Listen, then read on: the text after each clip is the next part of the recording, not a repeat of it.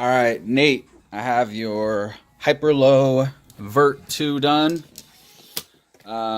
This thing is running Spectrum, so that's why I'm doing this right here, so I can at least show you the motors spinning up, because I don't have a Spectrum radio. Yeah, I'll be able to show you the motors spinning up at least. I did have to resource or remap the motors, because obviously on this one you have everything upside down. I mean, you don't have to build it that way. You could flip it around if you wanted to, but then you're building it upside down, and it makes it that much harder. So yeah, I remapped the motors. I actually just got done flashing it to 3.5.7, and then I remapped the motors and set everything up, so everything should be good to go. Here, let me show you real fast. Okay, so yeah, and I just got done making sure the motors are spinning the right way as well. And then I also did the trick to make it so it doesn't have that delay, because this is the same firmware as the Talon F7. It's the CL Racing F7 firmware, so it doesn't have that delay anymore either. So ports is set up. So I got the receiver signal is on RX5. So I got UART5 set up. Smart audio is on TX3, so I got smart audio on UART3. Configuration, I got it set to DShot 1200. It is running 16K for the gyro and PID loop.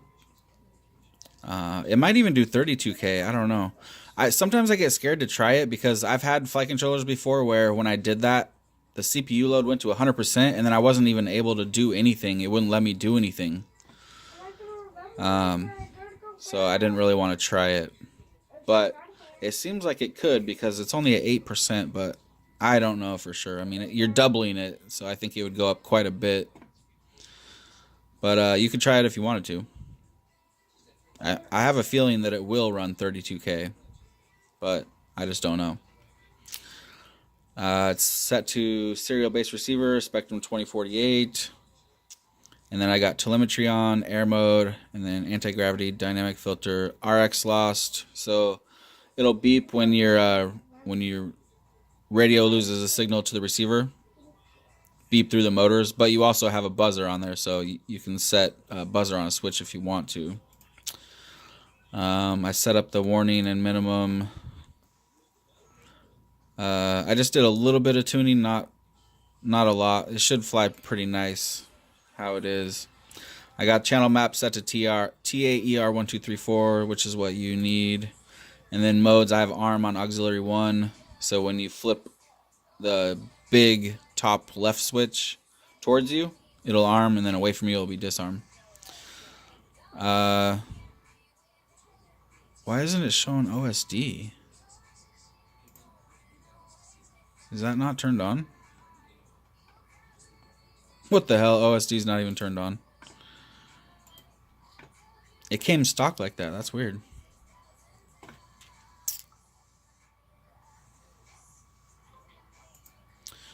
Alright.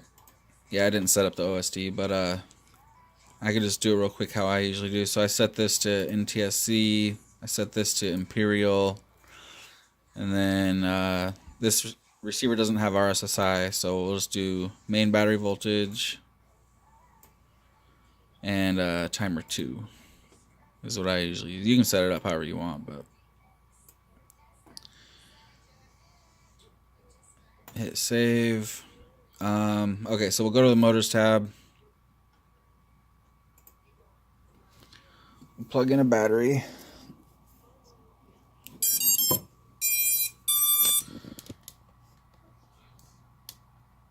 And here we'll spin up motor 1. And it's going clockwise. Motor 2. Counterclockwise. Come on. 3. Counterclockwise. And 4. Clockwise. Alright, so they're all good to go. Signal wires are right. Motors are spinning the right way. FC orientation's all good. So everything's good to go. You should just...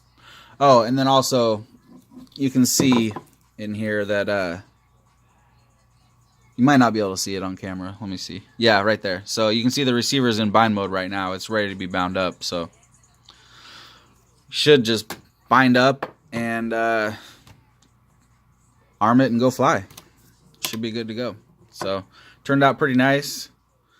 I soldered everything to the top side of the flight controller, so that way you can just take these 4 screws off if you ever need to, and just, you know, fix whatever you need to, or solder in whatever you need to.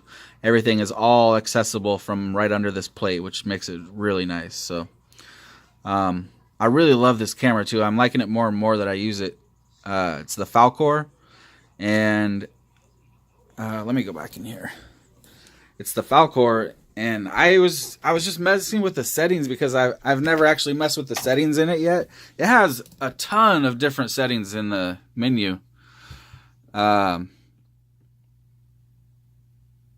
I was trying to figure out how to turn off the camera's OSD because it wasn't like the normal other Foxeer cameras where you just hold down the up button on the little controller, you know, and then turn them off. It was actually in the main menu with all the other settings. But there's a ton of settings in there. You should check it out whenever you get a chance and see what kind of cool shit it has. But the camera looks really nice. I was kind of worried about it having a 1.8 lens because it is kind of tucked back a little bit. I mean, you can see it's definitely well protected. But because it's tucked back a little and it's a 1.8, I was worried that there might be too much stuff on the screen. But let's check it out real quick.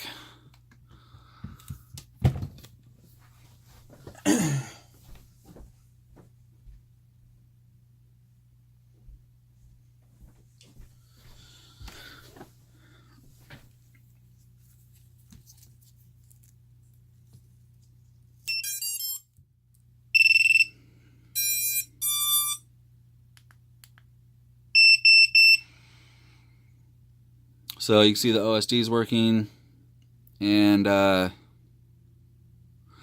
nothing on the screen at all.